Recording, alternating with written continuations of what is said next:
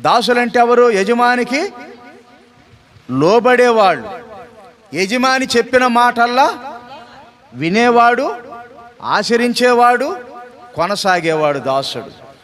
యజమానికి ఎప్పుడూ కూడా తప్పును చూపించలేనివాడు దాసుడు.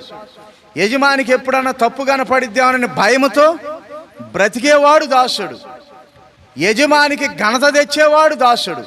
యజమాని పట్ల నమ్మకమైన సాక్ష్యము కలిగేవాడు దాసుడు.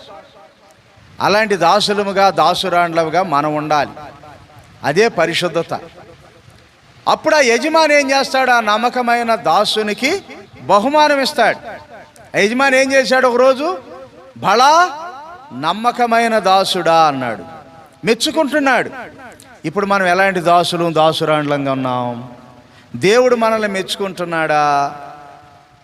దేవుడు మనల్ని మెచ్చుకుంటున్నాడు.